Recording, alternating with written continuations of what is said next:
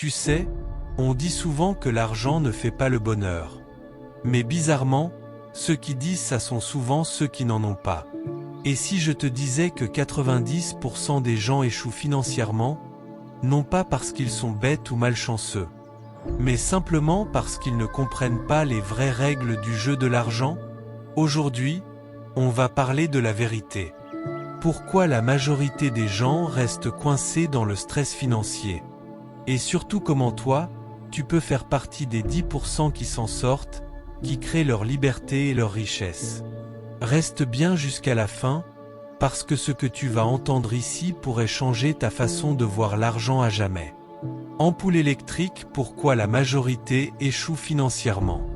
La première raison, c'est que la plupart des gens ont une mauvaise éducation financière. À l'école, on t'apprend à résoudre des équations, à réciter des dates historiques. Mais personne ne t'apprend à gérer ton argent, à investir ou à créer de la richesse. Résultat, beaucoup de gens entrent dans la vie active sans savoir comment fonctionne réellement l'argent. Ils confondent revenus et richesse. Tu peux gagner 5 000 € par mois et être fauché. Comme tu peux en gagner 2 000 et construire ta liberté financière petit à petit. Ce n'est pas ce que tu gagnes qui compte.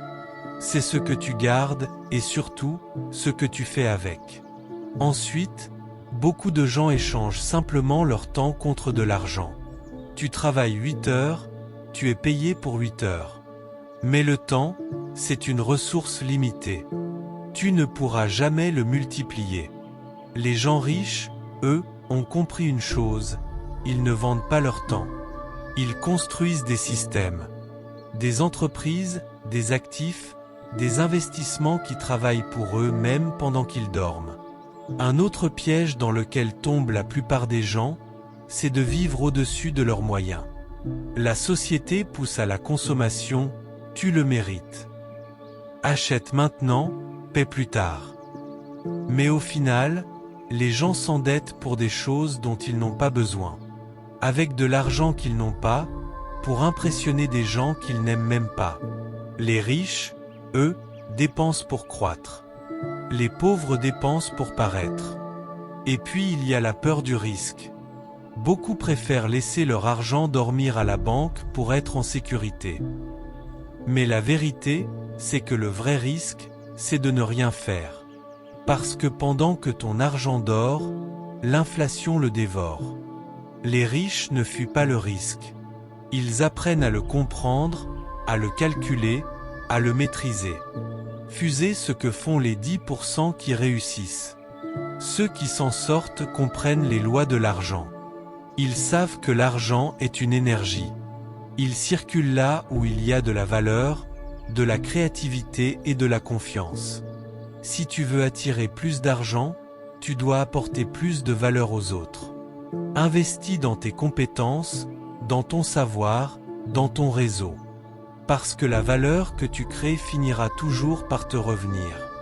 Les gens qui réussissent investissent tôt et régulièrement. Ils ne cherchent pas à faire un coup, ils jouent sur le long terme. Ils connaissent la puissance de l'intérêt composé. 100 € investis chaque mois peuvent devenir des dizaines de milliers sur la durée. Ce n'est pas la somme qui compte, c'est la régularité. Pendant que les autres attendent le bon moment. Eux, ils agissent, ils apprennent, ils avancent.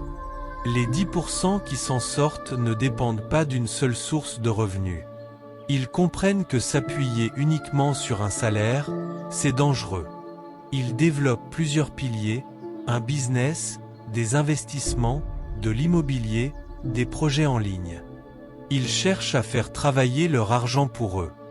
La vraie liberté financière commence quand ton argent travaille plus dur que toi.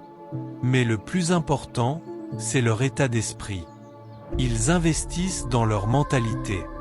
Ils savent que la richesse commence toujours dans la tête. Si tu crois que l'argent est mauvais, tu le repousseras.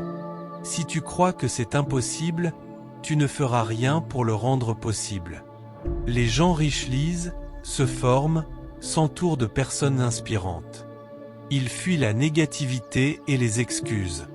Parce qu'ils savent que la richesse n'est pas un but, C'est une conséquence d'une mentalité gagnante. Pierre précieuse, comment ne pas faire partie des 90%? Si tu veux sortir du schéma de l'échec financier, commence par t'éduquer. Apprends comment fonctionne l'argent, lis des livres, regarde des vidéos, forme-toi. Ensuite, prends le contrôle de ton budget. Apprends à gérer ton argent avant qu'il ne te contrôle. Évite les dettes inutiles. Une dette devrait te rapporter, pas t'appauvrir. Investis dans des actifs, quelque chose qui te rapporte, pas qui te coûte. Et surtout, change ton environnement. Entoure-toi de personnes ambitieuses, de gens qui parlent d'opportunités, pas de problèmes. Coup au but, conclusion. L'échec financier n'est pas une fatalité. Ce n'est pas une question de chance ni d'origine. C'est une question de choix, de discipline et d'éducation. La différence entre ceux qui échouent et ceux qui réussissent, c'est que les uns subissent, pendant que les autres prennent le contrôle. Alors pose-toi cette question. Veux-tu faire partie de ceux qui se plaignent, ou de ceux qui construisent? Le choix t'appartient. Commence aujourd'hui, pas demain. Pas quand tu auras plus d'argent. Commence maintenant. Et deviens la preuve que la réussite financière n'est pas un privilège, mais une compétence que tu peux apprendre, développer et maîtriser.